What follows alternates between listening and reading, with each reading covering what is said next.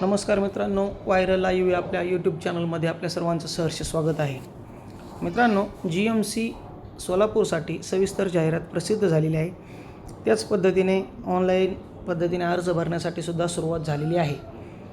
मित्रांनो, आपण या व्हिडिओमध्ये पाहणार आहोत कोणती कंपनी परीक्षा घेणार आहे, कोणत्या कॅटेगरीसाठी किती जागा आहेत, सर्व काही माहिती आपण या सविस्तर जाहिरातीमधील पाहणार आहोत.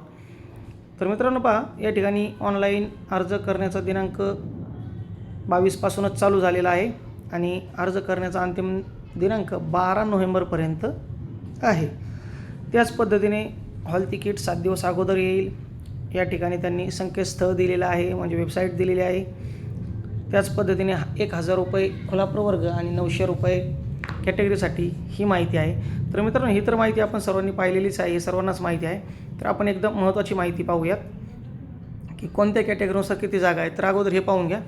कक्ष सेवकसाठी 123 आहेत, बाह्य रुग्ण विभाग सेवक 9 आहेत. तर या पद्धतीने आपण सर्व पदांसाठी किती जागा आहेत ते पाहू शकता. वेतन श्रेणी या ठिकाणी सुद्धा पहा, सर्वांना सारखीच आहे, 15,000 ते 47,600 रुपये. 10वीचं SSC उत्तीर्ण केलेली असावी ही शैक्षणिक अर्हता तर आहेच. त्या पद्धतीने आपण पाहूयात की यांनी या ठिकाणी हे दिलेलं आहे की सर्टिफिकेट ऑफ मेडिकल फिटनेस. तर फिटनेस सर्टिफिकेट आपल्याला डॉक्युमेंट व्हेरिफिकेशनच्या वेळी द्यावा लागणार आहे. त्याच पद्धतीने पहा, कक्षसेवकसाठी सर्वात जास्त जागा आहेत, 123 जागा. आणि प्रत्येक कॅटेगरीसाठी यातून आपण जागा पाहू शकता कोणत्या प्रवर्गासाठी किती जागा आहेत. तर या ठिकाणी इतर मागासवर्ग 26, अनुसूचित जाती 10, अनुसूचित जाती 6, अनुसूचित जमाती 10. त्यानंतर विशेष मागास प्रवर्ग 1, EWSसाठी 12, SCBCसाठी 12 आणि ओपनसाठी 43 जागा आहेत. तर मित्रांनो, ही परीक्षा होईलच फॉर्म भरल्यानंतर. December I think he exam जानेवारीमध्ये जाऊ शकते. तर ही जी परीक्षा आहे ही TCS मार्फत घेतली जाणार आहे.